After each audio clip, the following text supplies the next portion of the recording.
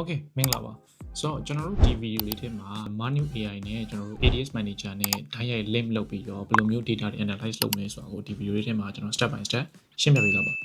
Okay ကျွန်တော်တို့အရင်ဆုံးဒီ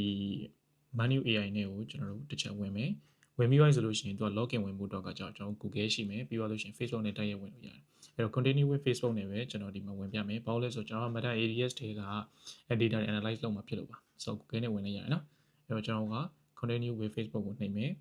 okay ဝင်ပြီးတော့ကျွန်တော်ဒီမှာ join Manu ဆိုတာလေးတစ်ချက်နှိပ်လိုက်ဒါဆိုလို့ရှိရင်သူကတော့ဒီမှာဆက်စချင်း premium ဝယ်ခိုင်းတယ်အဲ့တော့ကျွန်တော်အဲ့ဒါမဝယ်သေးဘူးအဲ့တော့အမှားချင်းနှိပ်လိုက် free သုံးလို့ရနေတဲ့အနေအထားမှာရှိသေးတယ်ပေါ့လေနော်အဲ့တော့ကျွန်တော်ဒီမှာဘယ်ဘက်တောက်က button လေးတစ်ချက် click လိုက် click ပြီးသွားလို့ရှိရင်ဒီနားမှာ Meta ADS Manager ဆိုပြီးရရှိတယ်အဲ့တော့အဲ့လေးကျွန်တော်တစ်ချက် click လိုက်မယ် connect ကိုနှိပ်ပြီးသွားရင်ကျွန်တော်ဒီမှာ connect ဆိုတာလေးတစ်ချက်နှိပ်လိုက်နှိပ်ပြီးသွားရင်ဒီ browser ထဲသူတန်းပြီးတော့ခေါ်သွားပြီပေါ့လေနော်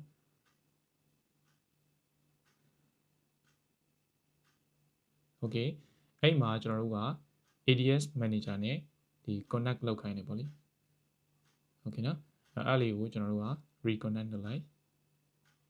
ကျွန်တော်တို့ရှေ့မှာပထမတစ်ခါချိန်ပြီးတော့ reconnect ဖြစ်နေတယ်ပေါ့လေတကယ်လို့ကိုကလုံးဝမချိန်ရသေးဘူးဆိုလို့ရှိရင်တော့ connect လေးပေါ်ပါလိမ့်မယ်အဲ့တော့ try နေတာကိုတစ်ချက် click လိုက် okay အဲ့တော့ကျွန်တော်တို့ဒီမှာဘာတွေစလုပ်လို့ရပြီလဲဆိုတော့ကျွန်တော်တို့ဒီအဲ့ဒီ ADS account မှာrun ထားတဲ့ campaign တစ်ခုချင်းစီကိုစစ်လို့ရတယ် analyze လုပ်လို့ရတယ်ပြီးတော့လို့ရှိရင်ကျွန်တော်တို့ဒီ data တွေ report ထုတ်လို့ရတယ်တခုကောင်းတာကျွန်တော်တို့ဒီအခုဝင်လိုက်တဲ့ app ကောက်ဆိုလို့ရှိရင်ကျွန်တော်တို့ AD account admin နေနဲ့အများကြီးဒီ admin ယူထားတာပေါ့လေဆိုတော့ဒီ account တစ်ခုထဲမှာပဲ link အများကြီးလုပ်ထားတယ်အဲ့တော့ဒီမှာပေါ်လာပြီးတစ်ချက်ကြည့်အောင်ပေါ့လေအဲ့တော့ဒီမှာကိုဘယ် account ကိုdata analyze လုပ်မလဲဒီမှာကိုရဲ့ account ကိုပဲတစ်ချက်ရွေးလိုက်မယ်ပြီးတော့လို့ရှိရင်ကျွန်တော် stat analyzing ကိုတစ်ချက် click လိုက်အဲ့ဆိုလို့ရှိရင်ဒီ account နဲ့ပတ်သက်ပြီးတော့ data တွေကျလာပါလိမ့်မယ်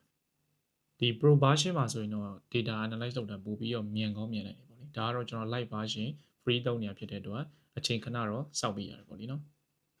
okay နောက်ဆုံးဒီ account နဲ့ပတ်သက်တဲ့ file တစ်ခုထွက်လာပါတယ်ဆိုတော့အဲ့ကိုကျွန်တော်တစ်ချက် click ကြည့်အောင်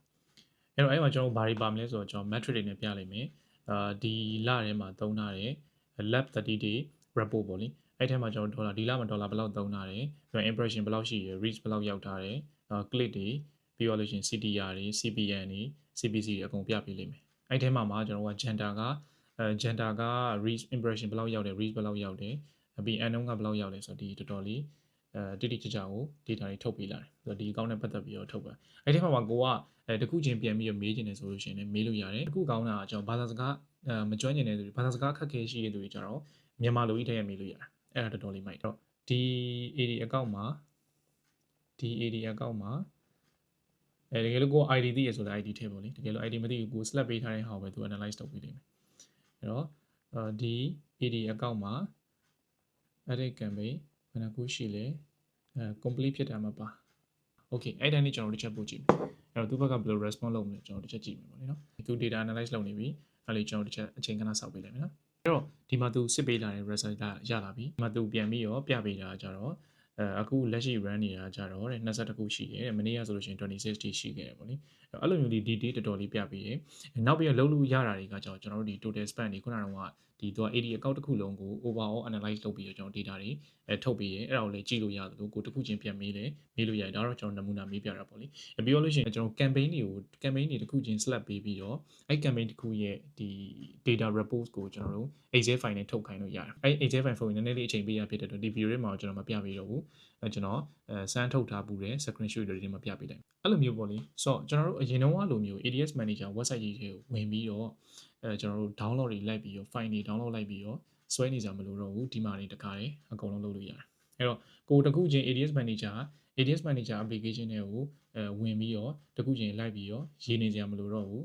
ကျွန်တော်တို့ဒီမှာနေတခါတည်း all in one play ဖြစ်သွားတယ်ပေါ့လေနော်ဆိုတော့စီမံမယ်လို့ထင်ပါတယ်ဆိုတော့နောက်နေ့လည်းရှိရင်ကျွန်တော်ပြန်မေးလို့ရပါတယ်နောက်တစ် sharing video မှာပြန်တွေ့ပါမယ် bye bye